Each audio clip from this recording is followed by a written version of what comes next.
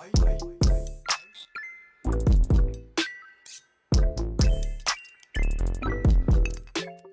right, in 5, 4, 3, 2, 1. Hey, everybody, and welcome to another episode of the Moon Tea Podcast. This is a podcast where we talk about craft, community, and building meaningful careers.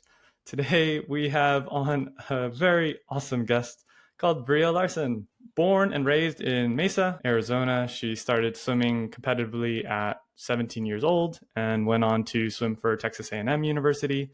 We also swam a bit of club together in high school, and at Texas A&M, Breeja made the 2012 Olympic team in the 100-meter breaststroke and the 4x100 medley relay.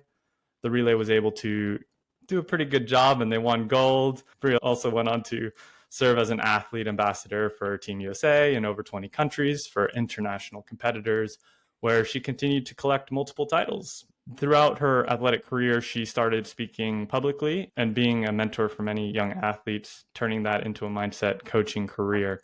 While finishing up her last swim season during the 2020 pandemic, decided to get her real estate license. Now she's working with Launch Real Estate while still keeping a healthy appearance with public speaking and mentoring, and gracing us with her presence on the Moon Tea Podcast. So thank you so much, Breeja, for coming on.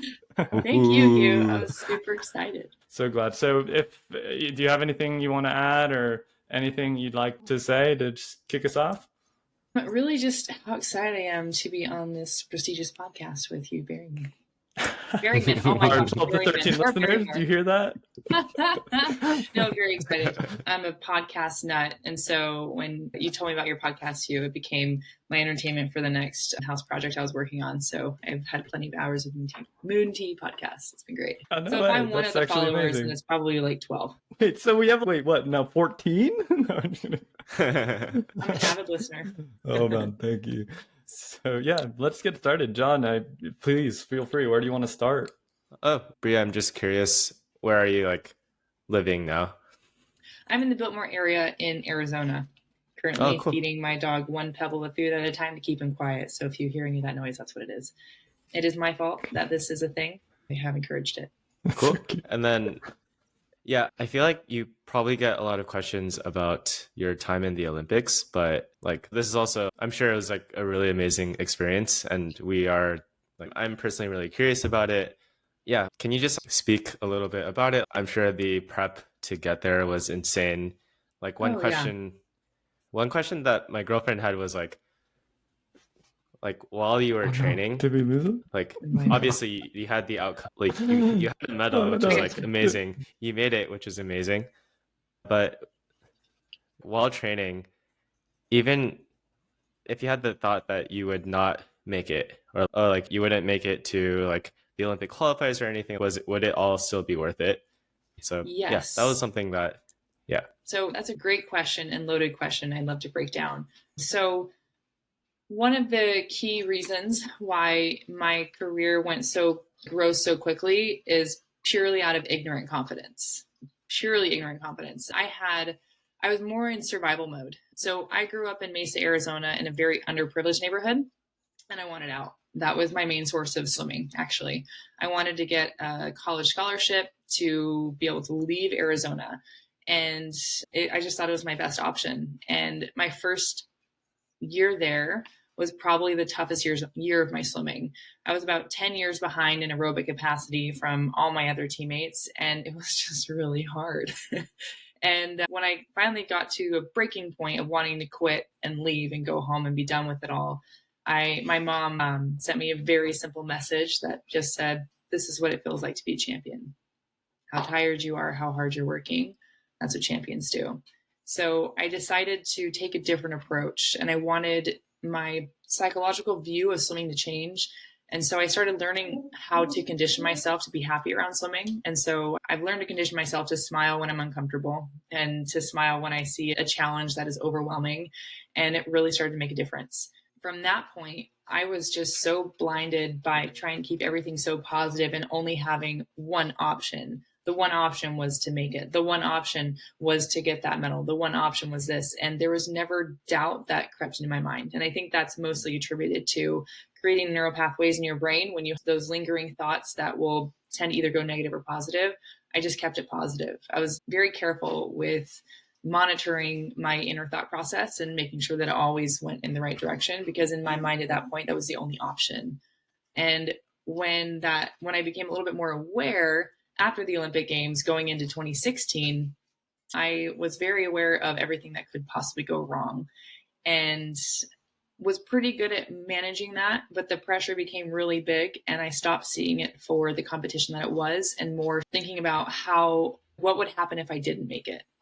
And when I started focusing on everything that would happen if I didn't make it, that almost became more important in my mind than actually making the team. So in 2016, I got 4th place at Olympic trials, and they take top 2. So I missed out on it.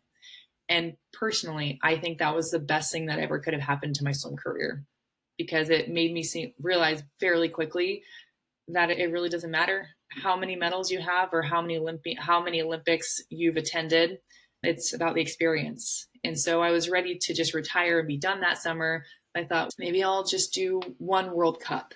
So FINA, who is a governing body for world swimming or world aquatics in general, hosts 9 competitions, one competition where there's 9 countries that host a swim meet, and you get to travel all over the world. So I thought I'll do one round of the World Cup and then I'll be done. And it was so much fun. I got to meet so many people that I realized that's really what swimming is about, and that's what I wanted it to be.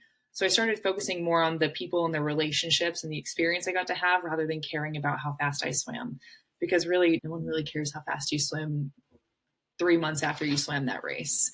And everyone seems to care because there's the 1 or 2 people that make it in history and you want to be the next one. But, this is a little presumptuous of me to say, but you look at those people that the history books will remember forever, and swimming those races doesn't make them happy right now. It doesn't fulfill their life. Swimming that fast doesn't really do anything for them. Maybe create opportunity, but they themselves are creating that opportunity maybe from that race. So it was, can you guys hear all the grumbling, or does this kind of cancel it out? Totally okay. Okay, he's going to have some attitude for the next bit. But it's been a really wonderful journey in experiencing both the ups and the downs. And I think that experience the downs helps you grow more as a person. But I refuse to take the saying, I am who I am today because of my trials. I don't like that. I don't like it at all. I like to say I am who I am today despite my trials and despite the failures and despite all of this. You have always had that strength in you. And sometimes those difficult moments trigger it to pick up and get going. But there you go. Go on. I think that it's very helpful to understand that you've had the strength inside of you all along. It's just realizing which moments are worth remembering, if that makes sense.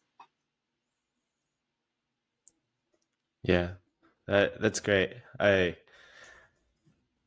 So Hugh was also a competitive swimmer. I played water polo competitively. So nice. I will say let's say like 10 to 15% aware of the grind involved. But yeah, I just want to say a lot of respect for having the mindset and for just like putting yourself in a place where you were naively confident and just like naively going for it. And yeah, it's tricky because there's some degree of like survivorship bias, because it's like I'm wondering if there are like people who are like also confident who like don't have the outcomes that they're looking for. But at the same time, if you're like someone who's training for something, like you just have to have that. You just have to like go for it. You just have to fight for it. So I think there's some different concepts behind that too that are really interesting. In sports psychology, there's this sort of inverted parabola of the journey that a lot of athletes will take, where when they finally reach the top of whatever their ultimate goal is, if they have some kind of fall, they fall hard and fast, and some never recover. And so if they can learn to go through that same process again, but almost with a little more trust in themselves, it's really difficult. It's touching a hot stove. And as soon as you touch that stove and you burn yourself, how many of you are willing to touch the stove again? Or how close are you willing to get to the stove and feel the pain?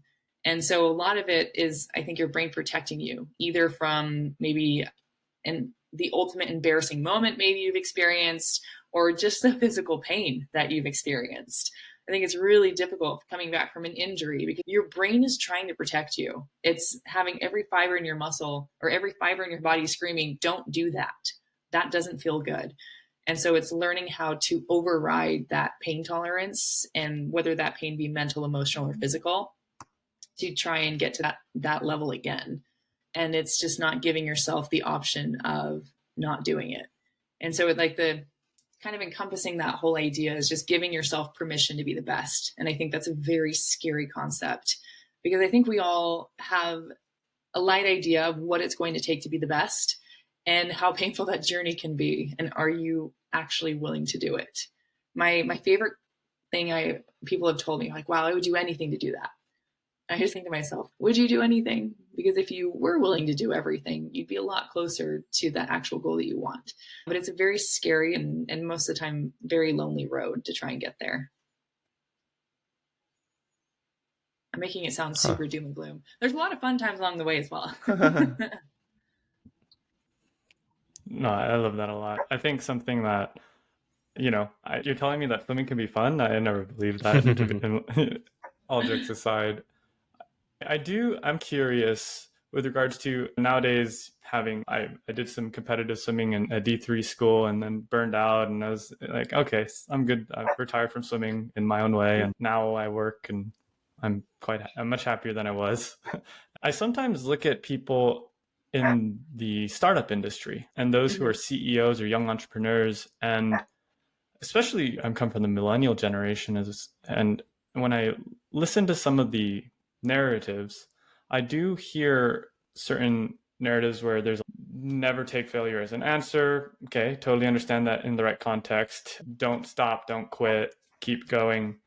But I also do wonder, like, having all the success stories of, say, the Amazon or Facebook, out of those 2 to 3 success stories, there's hundreds, if not thousands, of failures along the way. And I do wonder if there's a child or a kid or a young adult listening to this podcast, or even my kid in the future, right? What would be some things we would tell them, right? Do we believe that only believe one goal and have that goal and then don't take failure as an option is the right path? Or is there a more balanced way? Like, I personally would hope my kid would put on a hand mitt to touch the stove next time versus, and I'm just curious of having been through it yourself and gone through it where it's blinders and you just absolutely through the pain and grit, and the amount of pain I know swimming can do, especially aerobic capacity exercises and the doubles and the probably triples, I don't even know. Do you think there's a better way than the true hard grind of just getting in the yards, or is that the only way to achieve such levels of success?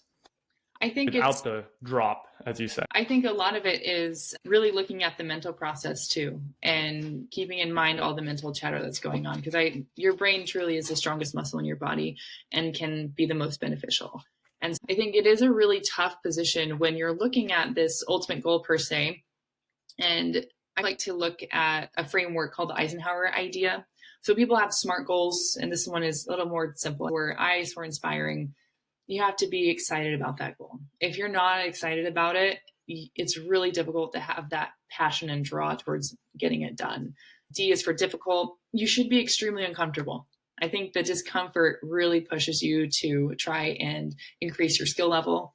E is for explicit. If you don't have a direct way to get there, make that your next goal. I really think that makes a very big difference in trying to see and track all of the advanced progress that you're making. And then A is for achievable. Now that's the really tough part. So when I was little, I wanted to be an Olympic gymnast so bad. I would do cartwheels and dance routines in the front room every day until I was 12 years old and 6 feet tall. Now, as good as my flip turns are, I call myself a water gymnast, but some things you have to be realistic with yourself might not be possible. And then you even dig a little deeper and saying, like, why is that your goal in the first place? Is that truly your goal, or is that someone else's? And what would you gain from that experience. And so I know there's a lot of little kids all around the world that want to make it to the Olympic Games and want to achieve that next big thing. I just gave a really cool seminar to a symposium in Argentina where a lot of Latin American countries were able to hone in on it. And that was one of the big questions with a lot of those coaches. For different countries, it's a very simple process, but it can still be very difficult. So in the first world countries, mainly like China, Japan, most of Europe, US, Canada, there's usually Olympic trials where they'll take the top 2 in every country. But if you're from a country where the swim program isn't quite as big and you don't have the same amount of programs, then they'll take 1 or 2 swimmers that might hit a certain time standard. And so for any of those kids, just to be able to make those time standards is a very big deal because they don't have as many resources. And so for some of those kids who also might be a little bit small in stature, but still have really big dreams, my favorite quote, I can't remember who told me, but there are giants and there are technicians. And as a giant, I'm a 6 foot tall, rather muscular woman. The technicians freak me out. They are quick, they are nimble, and I don't understand how when they barely come up to my rib cage, they can swim circles around me. And so if there's anyone who doubts their ability to perform well because of their size, there are numerous examples showing them that size doesn't have to matter. Swimming quickly in the water, it's learning how to be more efficient. And so I think that the mental blockage of someone saying, I'll never be able to do that because of X, Y, Z. Now, for me, I actually had a size problem, right? If I'm 6 feet tall, I probably won't be an Olympic gymnast. No one's made it yet in that category. But it's trying to find out the true meaning behind it. So for me, honestly, and it's not a popular goal within that, but I wanted to go to the Olympics because I felt it would give me more opportunities to get out of the financial status I was born into. So born into a very low income family. And I knew this was my opportunity personally to get out. So that was my driving force. And it wasn't just for me, but it was for my future kids. And so I think you have to find that kind of driving force and realize what it wants out of that goal. And if you're not already getting it, because even if I didn't make the 2012 team, I still would have probably figured out a way to do the World Cups. And that's really what I wanted out of it. I wanted to be able to travel and meet a bunch of people and learn different skill sets along the way. So a lot of the tactics that I use for mental coaching come from a lot of different friends from around the world, of just being able to ask them questions and see how they would deal with certain scenarios and be able to use that material and help the next generation. That's kind of a roundabout answer. I love that. Hope I answered it well.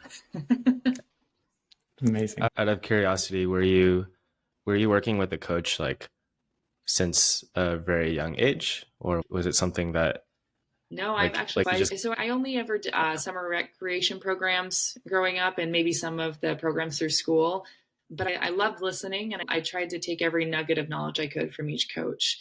And I've always wanted to be athletic. I remember when I was like 6 or 7 years old, I remember watching a Rocky movie and going out to my dad and like, Dad, I want to go to the gym. I want to go to the gym, Dad. And here's a little 8-year-old girl. Like, what am I going to do with you at a gym?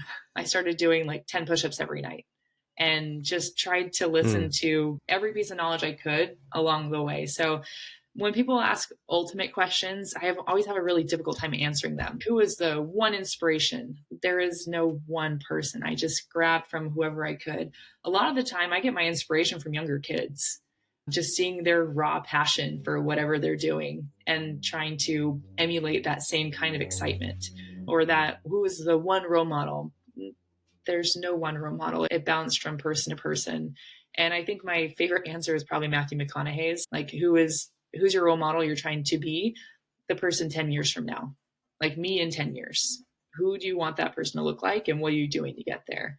But it's really interesting to see how people will take on their struggles. And I feel like I get to learn and just semi-experience what they're going through just through their stories, and learn how to encapsulate it, package it up, and teach the next person how to utilize it.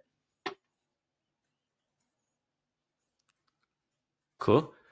Hugh, did you have any more questions about Breeja's like competitive swim stuff? Because I was curious about her like mentoring and coaching and like that side of things.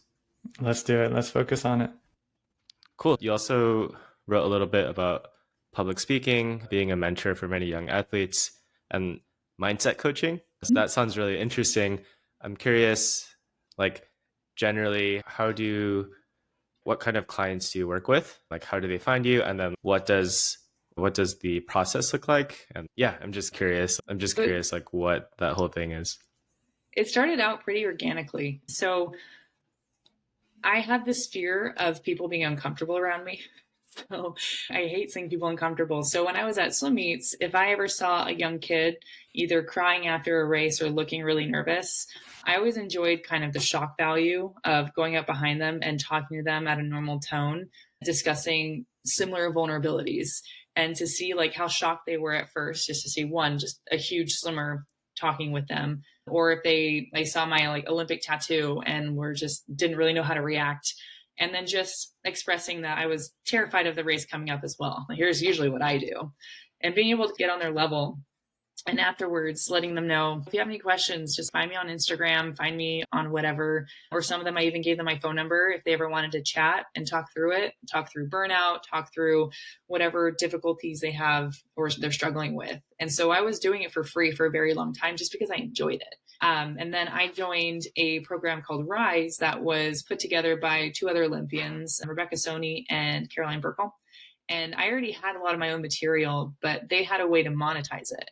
And I was interested in that. I was still swimming professionally, but wanted a side hustle just to give me something other than just swimming in the water all day. Because once I was finished with my master's, I didn't really want to go to school anymore and was still swimming. So I literally had nothing to do. I got a teaching job over at GCU that was online and just started doing little things here and there just to keep me busy. And I started to love the mentoring aspect. And I loved creating different scenarios and frameworks for them to work through. And then when the pandemic happened, I was working with Airbnb at the time because they just signed a partnership with International Olympic Committee. And I was living in California and they were looking through their algorithm to any Olympians that had used Airbnb in general before. So they reached out to me, and just because one of the offices was based there, they said, "Hey, would you want to do a commercial for us?" I'm like, "Yes, I would. Yes, that would be very cool. Thank you." And then, "Well, do you do any services?" Like, I teach swim lessons, but I don't really want to teach random people swim lessons because that's a huge liability. Do you have a swimsuit? Do you have caps? Do you have goggles? And at the point I was like, I'm a struggling swimmer. I don't have the equity to just shell out all of this material for people randomly who want to just fly into LA to have a random swim lesson. But I do a lot of mentoring. And so they asked if I had some kind of speech or seminar that I could offer. And just around that time, the pandemic hit. And they asked if that service could be provided online. And so I was one of the first Olympians in their group to put together a presentation. And they had all of the Airbnb employees from around the world go through and try all of the different seminars. And I got really good at it. So I was telling this one story probably 4 or 5 times, up to 8 times a day. So just 8 hours of just the same story again and again. And I got really great feedback. I was able to fine tune that seminar. So when it went live for the public, I got people from all around the world taking this because they were bored out of their minds, quarantined, wanted to do something cool. So when Airbnb came out with their experiences that were virtual, you could go from making pasta with a granny in Italy to learning about a stretching routine from an Olympic gymnast, like with her on Zoom with you. Like, it was the coolest thing. So when I put together my create an Olympian mindset or goal setting with an Olympic gold medalist, a lot of people were excited. So I just gave that seminar, again, probably 4 to 8 times a day for people all over the world, because we can only have about 10 people in each group. I would always put out there and let them know that I offered mentoring to younger athletes, and if they ever wanted to ask questions, they could. So I ended up getting a lot of clients that were not athletes at all, but burnt out CEOs and real estate moguls and individuals who had retired at 35 and didn't know what to do with their life. And I'm not equipped to be a life coach, or I didn't think so at that time, but I started to realize that they were going through the same mental struggles that athletes do. And so there was just a couple of months in particular where I had a 9-year-old in Switzerland, a 14-year-old in Canada, a 65-year-old in San Francisco, and then a 42-year-old in New York. And everybody, all 4 of those, both the teenage girl, the younger girl, and the 2 men, were going through the same issues of just their motivation being tanked through the pandemic, their confidence being squandered by an experience. And that was my bread and butter in college, is paying really close attention to what my brain and my thoughts were doing during the downturns and the upturns to understand how I could condition myself to not respond in the same way, basically growing your emotional intelligence. So I just started working with them, and I never really scaled it. I just continued to do the Airbnb seminars, which led to a lot of other gigs. So I started giving smaller speeches to different Fortune 500 companies, and all just spurred from that. And it's been really fun, but mainly it starts out with me going through a couple of different frameworks of seeing where all of your different mental muscles on a chart, seeing where your emotions are, how it's affecting you. And even every once in a while going into gut health and just physical activity and how that can really help your mental health, and fully letting them know that I'm not licensed in any of it. It's just from my own personal experience. And it has been one of the most rewarding side hustles I've ever had. And I'm trying to make it more into a main hustle, but it's difficult because I don't like touting it. It's hard to let people know how much I can help them without tooting my own horn, because it's not about me, it's about them. But still sharing my experience and how I can help them with theirs, and giving them like direct access to all of the steps that they could take, and being able to just go into a vulnerable space with them and be very honest about what I'm going through in my life and how it relates to theirs. And so it's almost like a life coach / therapy session that helps them get through whatever struggles they're going through. And they pay me for it, which is awesome. Like I probably would do it unpaid as well, but still got to buy groceries.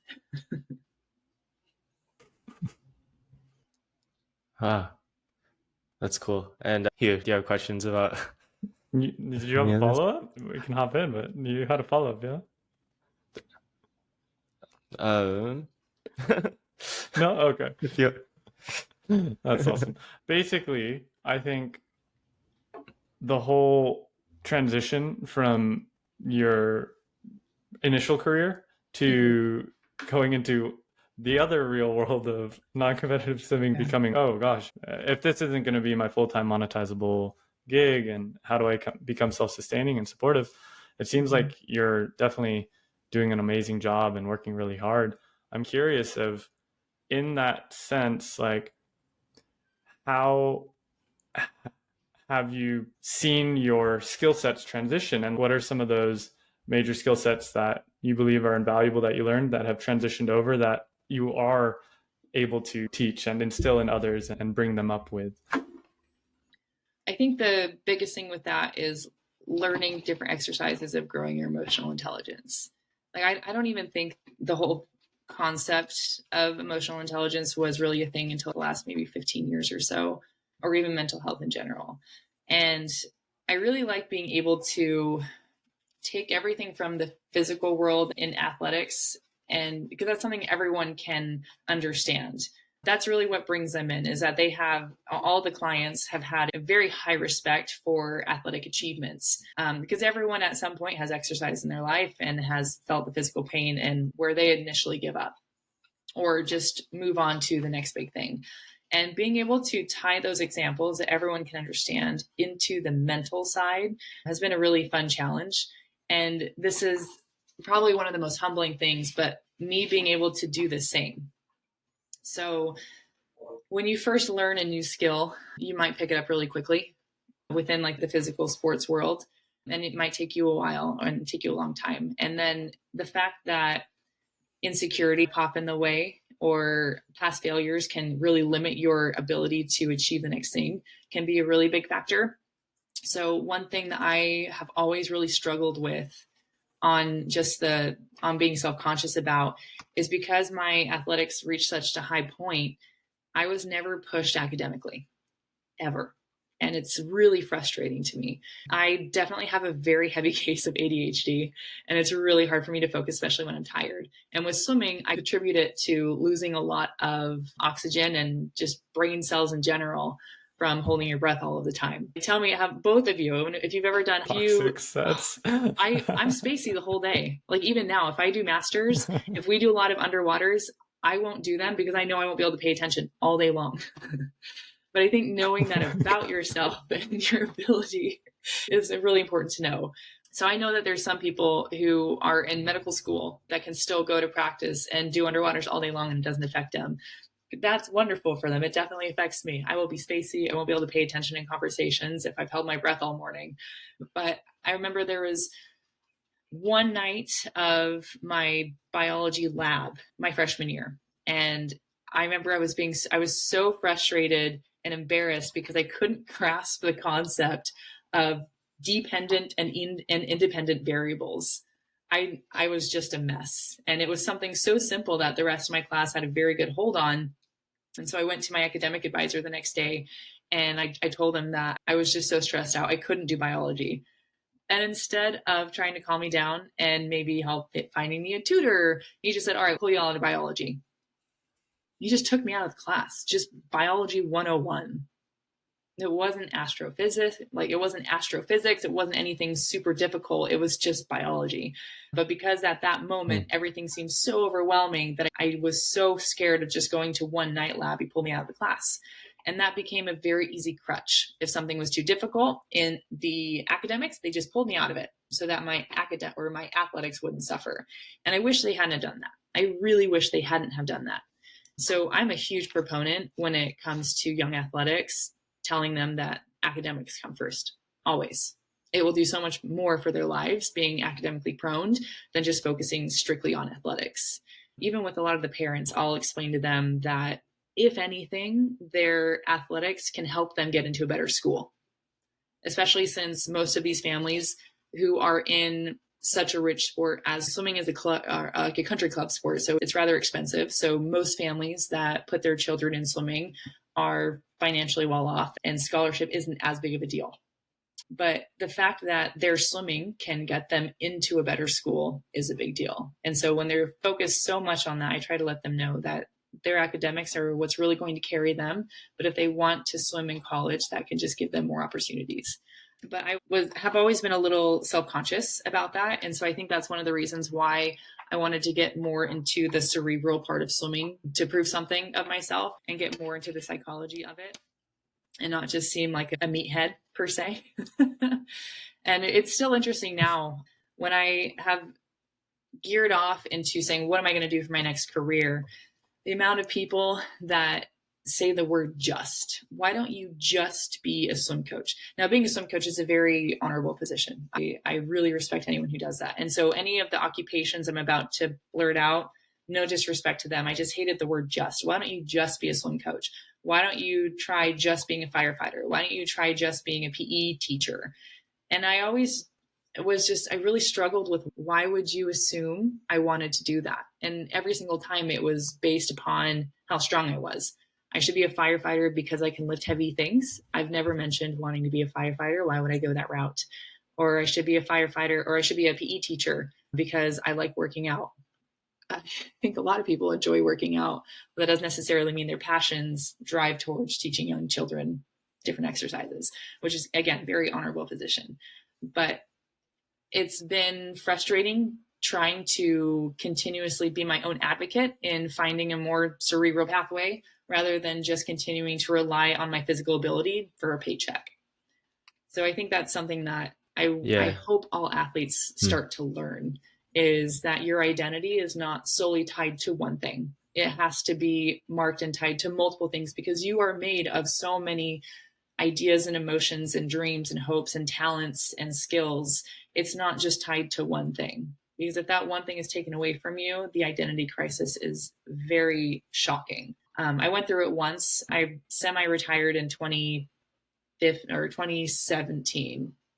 Went and did IT recruiting. Absolutely hated it. It was a terrible experience. So when I came back to swimming, I knew that the next time I retired, I would be more prepared mentally and understand that my value is never tied to how fast I swim. Your value is never tied to one performance that we all tend to think it is. Yeah, that's fair. When people know you for a specific thing, then they tend to put you in a box and they say, oh, hey, other people who have been in that box have done this other thing. So like, why don't you try that other thing? And it's also, hey, what if I want to do something else? Or what if I want to explore a completely different route? And I commend you for standing up for yourself. Yeah. So on your Wikipedia page, I saw that it says that you graduated from Titans of Investing, A&M class of 2019. I'm curious what that is and why it's on your Wikipedia page, and not the fact that you have a master's degree, for example. That's really funny. I always wonder who put that on there. So Wikipedia is the world's largest encyclopedia that can be individually put in, right? So someone from Titans must have put that in there, which is really funny. So Brett Harris is a very impressive individual. I believe he was the CEO for Bridgewater or handled one of the largest hedge funds in the world. Now he works with Texas teachers, but he's a very prestigious and very Christian and loving man. He created this class basically it's like his rendition of the Dead Poets Society. It's just full of these very high thinking and yielding individuals. He has us write a letter of why we want to be there, be recommended by another Titan that's already been in the class, and then go through this huge interview process. And when you first get into the class, so glad I have AirPods. You're good, John. Like mine would be right after. So right when we get into the class, the first email we get was, congratulations on joining Titans. The other 17 members in this class will be your best friends. You will tell each other all of your secrets and you will be best friends for life. It was very intimidating, but he started the whole course through strict vulnerability. And he just had the most amazing people come in every week. We had class once a week. One Thursday, we would have it in a classroom with Brett Harris. And the next week, we would have what he would call a Junetao.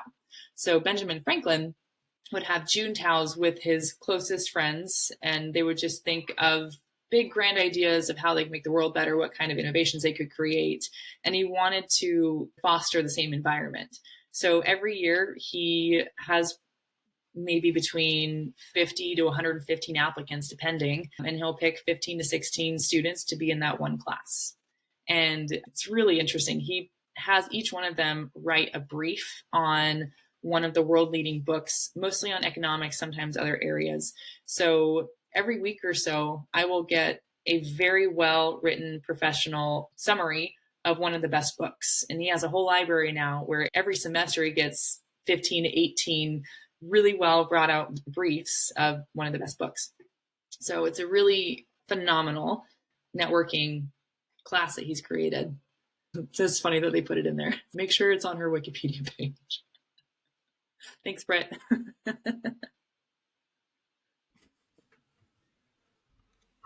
Yeah, you just talked about not doing cerebral things, and then all of a sudden you talk about being a part of this club for Right. And I think that might have been one of the reasons why my application got accepted. I was a psychology major and then sports management for my master's. And one of the things in the application said, what is the most influential business book you've ever read? I was not an avid reader in college. I was really embarrassed by the question because I didn't have one. And my answer was The 5 Love Languages. And I began to explain how knowing and understanding all the languages could help me get through mainly any situation and any relationship that I would be in. Whereas other people had much higher academic answers. But I think he found mine interesting and he wanted to create a very eclectic group. And our group was extremely eclectic, very diverse. And so that class alone was probably the biggest push to go do bigger and greater things. And actually, on a personal note too, I think it was definitely one of the main reasons, and I'm grateful for it, and I hope we both are. I'm not sure if he'll ever listen to this, but my high school sweetheart, I dated him for about 7 years, and I was engaged for 2, and I went into Titans, and the professor, Britt Harris, said, "Why are you getting married?" And my answer was, "Well, we've been dating for 5 or 6 years, but why are you getting married?" And I couldn't quite answer him. I couldn't have the whole, because I love him, because of this, because of that. And he just started asking what my standards and values were and if they were matched. Now, I still think that my ex-fiancé is a wonderful person, but at the time where my standards and energies were going, his were not. And it was a very kind of shocking realization of having basically a stranger ask you, like, why would you take this route if it's not in line with what you want in life? And it was probably the best decision up to that point I've made, I think, for both of us, that we would cut off the wedding and go separate ways. And so I owe that man a lot. And I think he also really inspired a lot of us to continue realizing that with a lot of hard work and very close attention to detail, we could achieve just about anything. But again, it's giving yourself permission to be the best. And if the best means that you need to read every single Wall Street Journal to know what's going on, or paying the closest attention to everyone's interactions to climb whatever corporate social ladder, that's what you have to do. This time goes by really fast. I just looked down. It's been like 45 minutes. Holy moly. Right. That's a big shout out to Titans of Investing at Texas A&M. Thanks, John. Oh, that's amazing. I think it's awesome to hear about those people. You said earlier, right? You don't have people you have a list of people who are very influential, and it sounds like that was one of them. And I still think about, the growth experience of all of us throughout the journey of life. And we all have such different routes and things that we learn, pick up along the way, and our experiences of it. And then, like values, principles, how do we align? What are the things, what is a quality friend or a quality partner or quality love? Like, what is marriage, right? Like, these are extremely, like on a spiritual dimension of like your inward self, like your mind, body, and soul. What does that fully mean? I think we learn it in different aspects, right? And something that like from slightly tangential is just thinking out loud of swimming. To me was such an healthy relationship. Like it is for a lot of athletes in general. And it's just, I truly wish, and like I sometimes make the joke, if I ever do have kids, I'm not going to have them swim, but it's like, why do I say that too? And it just sometimes it taught me a lot though. And I feel it's the first time I've heard of the framework. What was it? ICE idea. So the Eisenhower idea. IDEA, of course. Yeah. The Eisenhower idea, right? I always know of the Eisenhower matrix. I don't know if they're in the same one. When do you delegate? When do you just not do it? When do you do it yourself? And when do you try to? So it's like, I know for a fact that I really am disappointed in a number of mentors that I had, where I feel like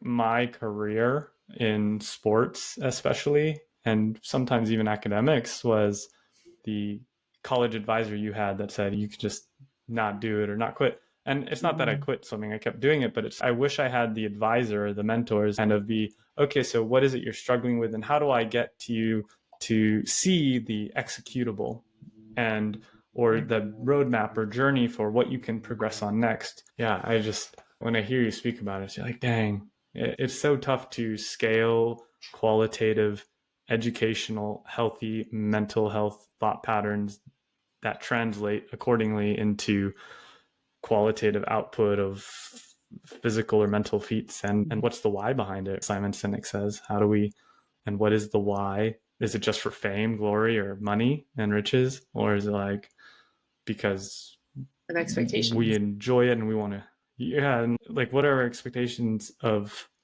is it just for ourselves, or is it to give back to others and help others? And very honestly, like, this is a question that I was talking with my now wife, I guess, is crazy, but congratulations. Oh my gosh. I did hear about that. I was like, Hugh's married. I was like, what?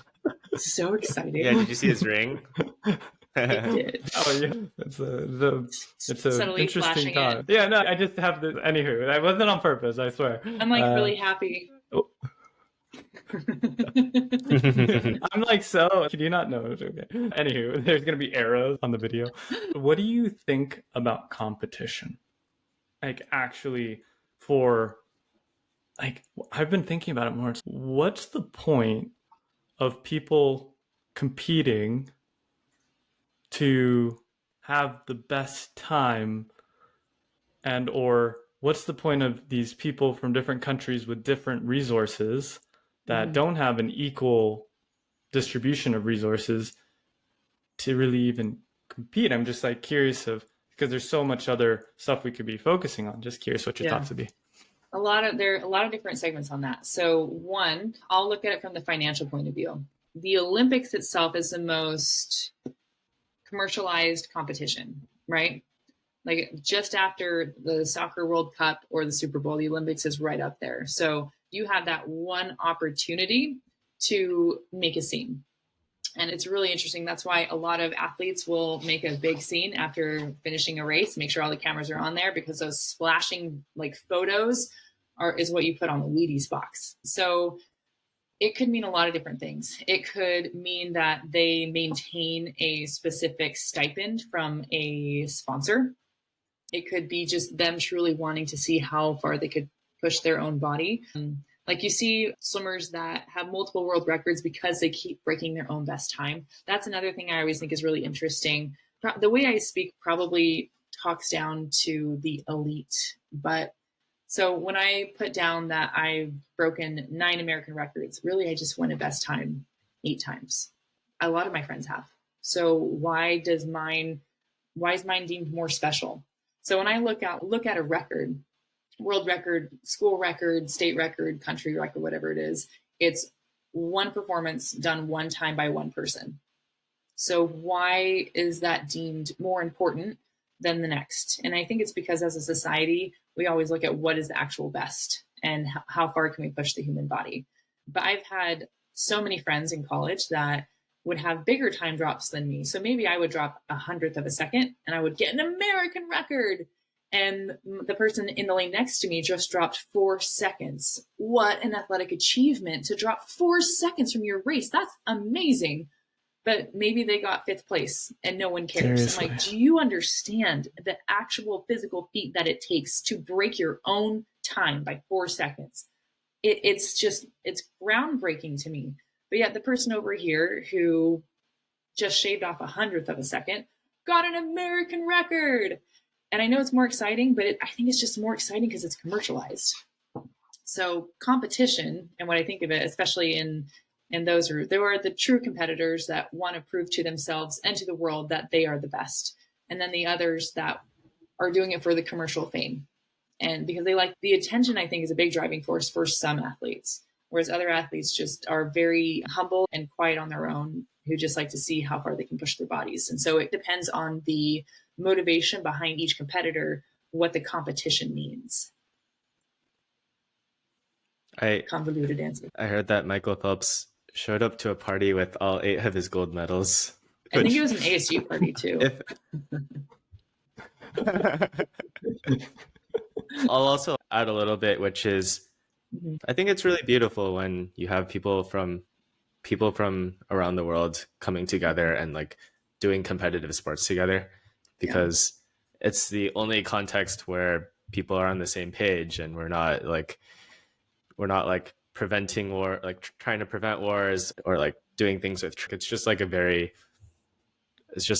simple, let's play basketball together. And it's like a really big everyone is day. better. Yeah. What I kind of like telling people is, oh, by the way, I think Michael Phelps is really awesome. He's a really cool person. Just teasing him. He's going to become the next listener of this podcast. So let me just make that disclaimer. But what I tell people, like what it's like, when you are the fastest kid on the playground, when you go to junior high, you're now against 6 or 7 of the other fastest kids from their playground. So then you just learn to be the fastest kid in junior high. And then you go into high school and you have 5 or 6 junior highs in one high school. And you learn to be the fastest kid in high school. And then the high schools go to colleges. And then that's just the next step. So when you're in the competition with people from around the world, when you see them in the cafeteria eating food, one of the most human things you could do, and them being picky about picking out certain vegetables or them being too tired to eat their oatmeal, you realize how human everyone really is. And it's just a big playground. And the world record is just like a school record. It's just the people who were crazy enough and had just enough genetic gifts to make it to the next step. But it's just a playground of the next group of kids getting together to try and see who can be the best one, who can swim the fastest, who can hit the ball the hardest. And it can be a little juvenile because the egos is what changes. And it's really fun to witness all the different egos happen. There was a specific Chinese swimmer, and like the US team has a lot of fun gossip and rumors, and every team does. But there was, I don't know if it was true or not because I was never in the male locker room, but apparently the swimmer had very long nails to help him touch the wall faster. So he couldn't put on his suit. So he had like minions that would all help him pull up his suit because he couldn't be bothered with putting on his competition suit by himself. And I just thought that was so funny. And so it's the egos just get a little bit bigger the higher up the ladder of competition that you go. But it's just a bunch of kids on a playground. That's so bad. Like a basket. Wow. Oh my Like God. a basket, yeah. Yeah, he had 3 or 4 like sweating workers trying to pull up his suit. And then you should be grateful for putting my suit on, not me much. for you. What a privilege. amazing. What a privilege. But I mean, One day you'll tell your children. and the sad thing is they probably will. Oh. But I think everyone should remember that with no matter who they're meeting, right? It's always been the coolest thing. So every 4 years after the Olympics, the Olympic team gets invited to go meet the president. And every single time I've been fortunate enough to meet someone, I was very, very shell-shocked or just fangirled very hard with Venus Williams. I love her. And Serena, I was pretty shocked with that. Fangirled pretty hard. But even after shaking their hand and realizing that they're made of flesh and bone, just like you and me,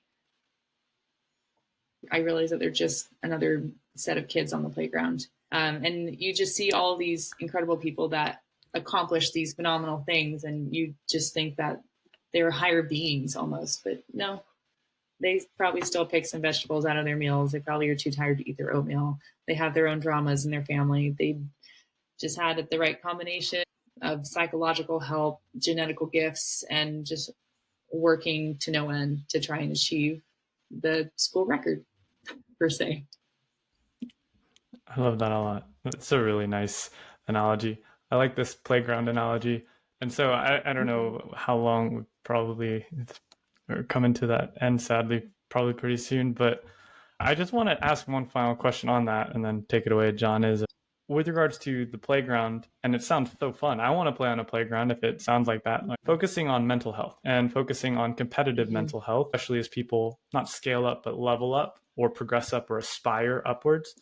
Do you have any thoughts or feedback or words of wisdom in that sense for quality mental health, keeping that and cultivating that on boundaries? I don't know how to ask that question, but I think it's being honest with yourself and understanding what kind of thoughts are going through your head. So I have a lot of different ways I like to journal, but I think one of the most important ones is when you are in a dark moment and you have the worst thoughts, write them down. Be brave enough to write them down. I don't care if they don't make sense, write them down. So I have a pattern every day at 10:30 at night. If I'm by myself, I get super sad, but I know that about myself because I've realized the pattern. But write down those terrible, awful, mean thoughts, put it away for a bit, and come back to it when you're at a level field and read it as if your best friend wrote that about themselves. And how would you help them? And then be brave enough to take that advice. Because when you get up there to that major competition, you will have the most mind-bending thoughts of that may not even be rational. I had a little blurb in one of my Olympic races. The buzzer went off early. I jumped in early. My adrenaline was all over the place. I was cold. And then when I jumped in the second time during the race, I chased the camera and I abandoned my race strategy. I got 6th place. It was one of the most, for about 10 seconds, the most terrible thing that could have ever happened to me, until I took a deep breath and I was like, I'm in an Olympic pool racing the fastest women in the world. This is not a terrible thing. This is really actually pretty awesome. And I have the privilege to be here. But understanding what those fears are and why you're anxious is a big thing, especially when it gets in the higher competition. Try and figure out, why is it there? Why are you thinking that? Who maybe planted that there? And what kind of therapeutic motions can you do to get out of it and get in a healthier mindset? Because if you're struggling upstairs, it's all over. I think being very methodical And just having that like intrinsic process of figuring out how you can maintain that healthy headspace is the golden ticket to get to where you want to go. But that's the main thing a lot of people are doing better now, but haven't done in the past. You look at the past Olympic Games where gymnasts will compete on broken ankles. And I think that's abusive. I think that's awful. And it's all for what? The commercial glory of Visa, the commercial glory of a sponsor. It can be really big. Yeah. So you have to realize, like, whose dream is this? Whose dream is it? Is it your dream to compete on the stage? If it is your dream, go for it. But it's really trying to find out what you truly want and not what your parents want, not what your coach wants, but figuring out for yourself, because that's the only way in my head of how to be successful.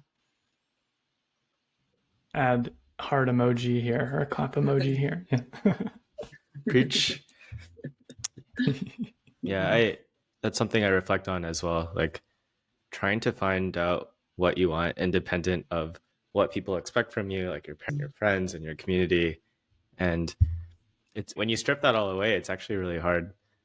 And yeah, it looks like we're right about at time. And I had a selfish quick question that I wanted to ask, which is, as someone who is like a world-class competitive athlete, do you still find yourself like doing crazy workouts, or I don't know, getting into triathlons? Or a little bit. Part of me is still scared of pain. I've already done it and I'm like, I don't want to do it again. But I do find myself every once in a while in ridiculous situations. Just a couple Sundays ago, I was taking my dog for a run and we were close to home, but it was 5.5 miles. So I'm like, let me just do half a mile more so it's an even 6. I accidentally did another mile, so we were at 6.5. And I swear we would have kept going until I had the perfect number to stop. Or I'll be on the Peloton and I see that the person that's really close to me is like a 45-year-old man. I'm like, oh, bring it on. And we'll just be gut-wrenching, ready to throw up to beat someone. I don't know. I don't know him. Or this is really funny. Take out the hammer, hit his shin. Or just really stupid little competitive things. So if I make cookies, can I make the batter and have it all ready before the oven heats up? How fast can I do this? How many more, like, if you run into the house, how can you bring in all the groceries at once? Now, my car is literally 10 steps from my door. I could take multiple trips and it would be the same amount of time as it would take for me to lug all 75 bags of groceries. But I will do ridiculous things when it comes to the inner competitive spirit. But when it comes to actual competing in a sport, right now, I still think I'm in that healing stage where I'm like, they can have it. It's okay. Because I know how long it takes to get back into shape and I know how much work it's going to take. And right now, it's just not worth it. I'll give that a little bit more time. I just imagine you like on the Peloton next to some like guy in the gym being like, do you know who I am? Like, you will not defeat me. You don't even know. And Breeja, we also wanted to give you some space to just talk about anything that you're working on, anything that you want our, I guess now, what is it, Hugh, 14 and 15 listeners? 14, let's go. I think just learning how to be your own best friend is the biggest takeaway. And I think that's the first time I actually said it out loud, but learn how to be your own best friend. Plan out your day as you would plan out your best friend's day, or your best friend would plan out your day. Learning how to be your own best friend on a consistent basis. Commercial wise, if you ever have a function that you need a keynote speaker for and you want a specific title, let me know. I will do the research and be able to throw it together to make sure I get the entire crowd going. I love being the personality that gets to be up there and get everyone going, but I also, when I'm not asked to be, I will be the quiet person in the corner just observing. If anyone needs a speaker or pick me up for one of their younger athletes or anyone who's struggling through burnout, I'm really easy to find. My name is spelled differently, so I get to put it on everything, and there's not another name like it. So if you just look for Breeja, but with a silent J, you'll be able to find me and ask any questions. And we'll put it in the links below. Cool. Thanks again for coming on the Moon Tea podcast. This is where we interview really awesome people, just like Breeja, just like the other, I don't know, 50 something, 60 something people who we've had on the show. And yeah, if you're listening and if you want to reach out to us for any reason, like if you want to be a guest on our podcast, if you want to suggest a guest, if you want to sponsor our next international trip, you can reach out to us at moonteapodcast@gmail.com. Hey, you never know, right? With that, have a wonderful rest of your day. And yeah, thanks everyone. Peace. Awesome. Peace. Thanks, guys.